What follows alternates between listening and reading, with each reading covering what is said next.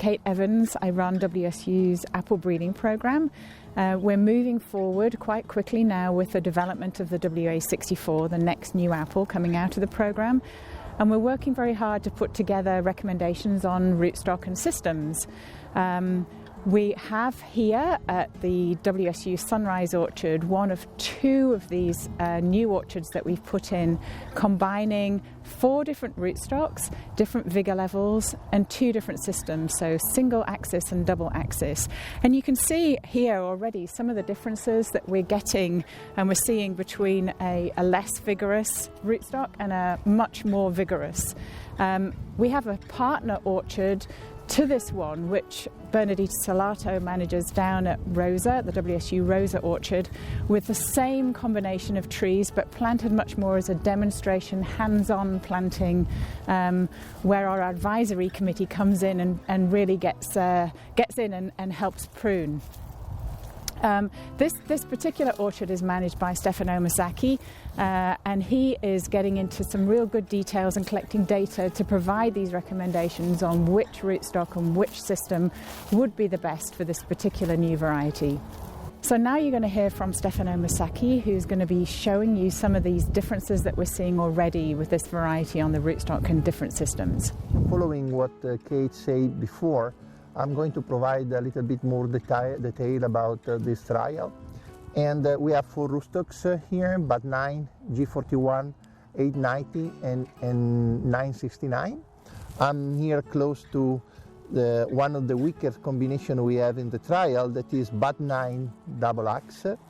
In this case you can see here that there is a lot of vegetation, and there are a huge amount of flower buds that are already forming, and there are probably too many in this case. And this is a kind of characteristic a little bit of this variety that is really spurry and provide a lot of bud to what we saw. And this is, as I say, is one of the weaker conditions we have in this sandy soil.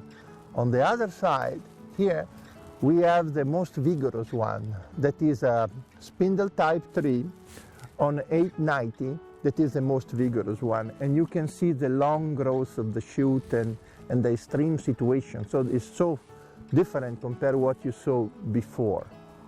And it is somehow is the true extreme of the 4 rootstocks that we are trying, and now we are moving in the G41 plot, where on this side you still see a G41 tree in a single axe, and that has been originally click prune, and then you have a lot of ramification here, but there are still a lot of vigor in those trees here, and look at the length of this shoot.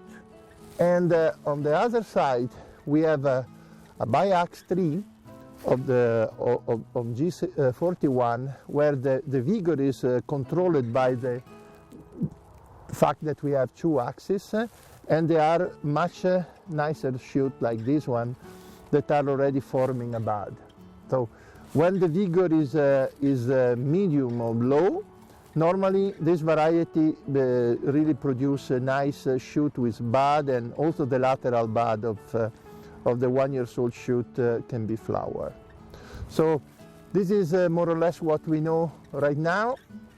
969 have an intermediate behavior like G41, and probably in some situation is also a little bit low in vigor compared G41.